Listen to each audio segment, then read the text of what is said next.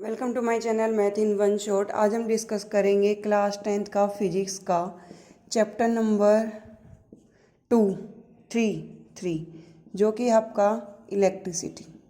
ठीक है, फिजिक्स का हम डिस्कस करने वाले हैं चैप्टर इलेक्ट्रिसिटी। जैसे हमने केमिस्ट्री का चैप्टर कंप्लीट किया वैसे ही इसको कंप्लीट करेंगे फिजिक्स के को। तो यहाँ पर इलेक्ट्रिसिटी में सबसे पहला जो टॉपिक आता है वो आपका आता है भाई इलेक्ट्रॉन्स। ठीक है, what are the three subatomic particle of a element? The three subatomic particle of a element are electron, proton and neutron. Electron carry negative charge, protons carry positive charge, neutron carry no charge.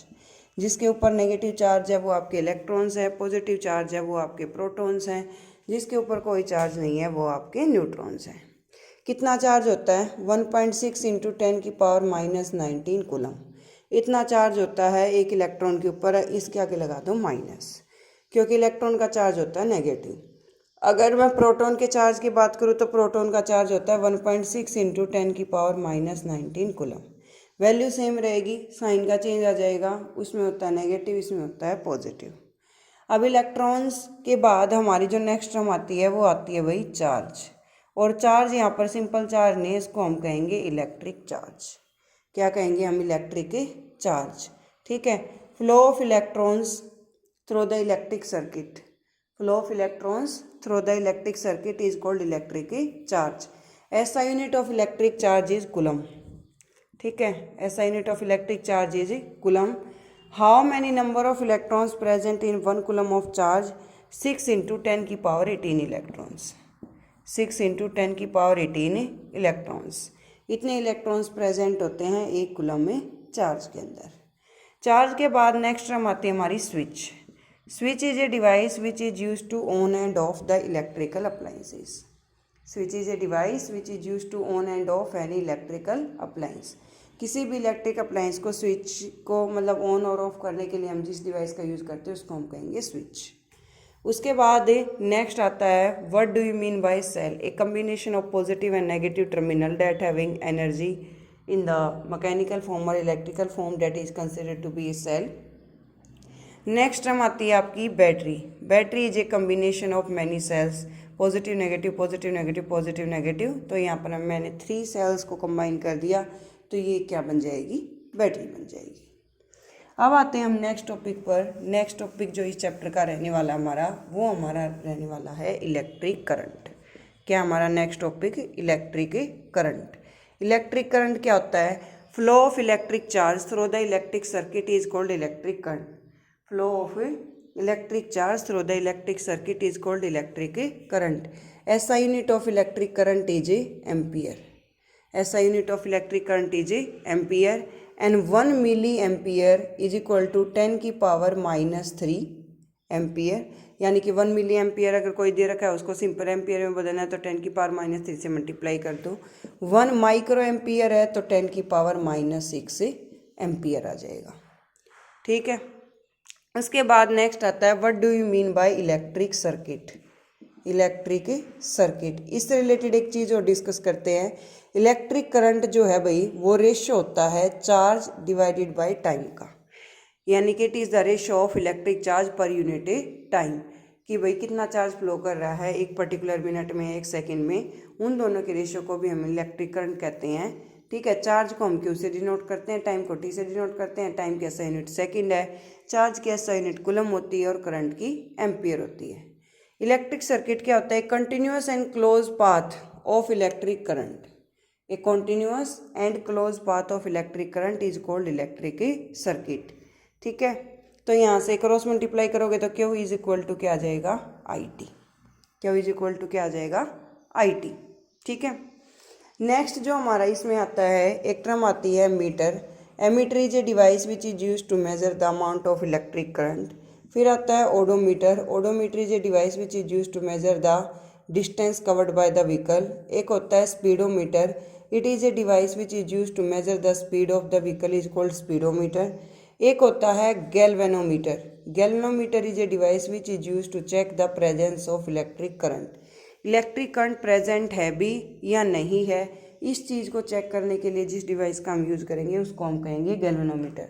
भाई simple सा आपसी भाषा में कहूँ तो जो tester होता है उसी को हम गैल्वेनोमीटर कहते हैं साइंस की लैंग्वेज में। नॉर्मल लैंग्वेज में इलेक्ट्रिशियन उसको बोल देता है टेस्टर। जैसे ही वो प्लग में लगाता है तो उसके अंदर बैक साइड में एक लाइट ग्लो करती है, यानी कि इलेक्ट्रिक करंट फ्लो कर रहा है। उसके बाद आता है हमारा इलेक्ट्रिक पोटेंशियल। इलेक्ट्रिक पोटेंशियल क्या होता है? It is the ratio of work done to electric charge. W is equal to V into Q या V is equal to W by Q. Electric potential may be defined as the ratio of electric work done to electric charge, that is called electric potential. SI unit of electric potential is volt. Electric potential का SI unit volt है, इसको V से ही हम denote करते हैं। ठीक है। Volt metre क्या होता है? Volt meter is a device that is use to check the amount of electric potential. और वोल्ट मीटर हमेशा किस में लगाया जाएगा? पैरेलल में। ठीक है। उसके बाद नेक्स्ट टर्म आती है आपकी, कुछ सिंबल्स आते हैं। जैसे आपको की ओपन रखनी है तो इस तरीके से, की क्लोज रखनी है तो डॉट आ जाएगा। अगर आपको बल्ब का सिंबल देना है तो ये आ जाएगा। अगर आपको रेजिस्टेंस लगाना है तो ये आ जाएगा।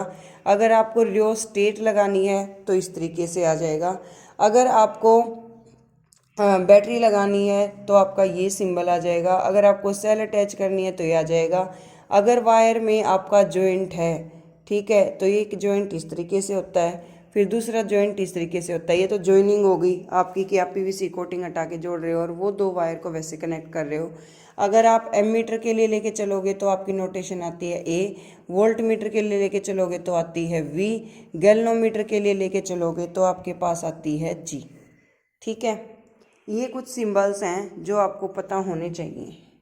उसके बाद जो नेक्स्ट टॉपिक होने वाला है हमारा, वो काफ़ी ज़्यादा इंपॉर्टेंट टॉपिक है। वो हमारा क्या है? Ohm's law. क्या इस चैप्टर का नेक्स्ट टॉपिक हमारा ohm's law. According to ohm's law electric potential is directly proportional to electric current. ये चीज़ हम लिखेंगे, फिर इसके बाद symbolic form. It means if the amount of electric potential is increased, then the amount of electric current is also increased. If the amount of electric potential is decreased, then the amount of electric current is also decreased. ये दिया था हमारा Ohm's law.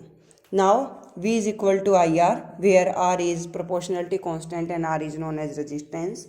Resistance is the property of a conductor that opposes the flow of current is called resistance. क्योंकि जो word है ना ये resistance, resist जो इसमें आई एक टर्म, रेजिस्ट का मतलब रोकना ही होता है।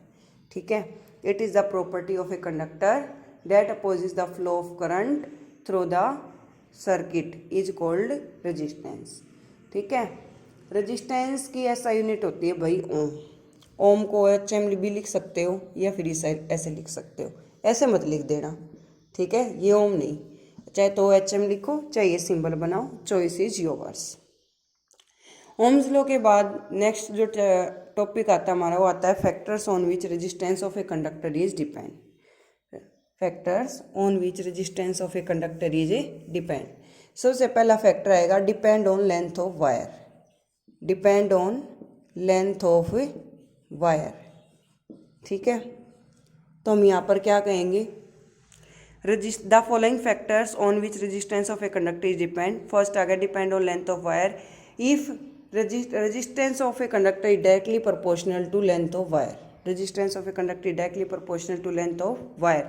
It means if resistance of the conductor is increased, then the length of wire is also increased. If the resistance is decreased, then the length of wire is also decreased. Second आ जाएगा depend on area of cross section. Area of cross section.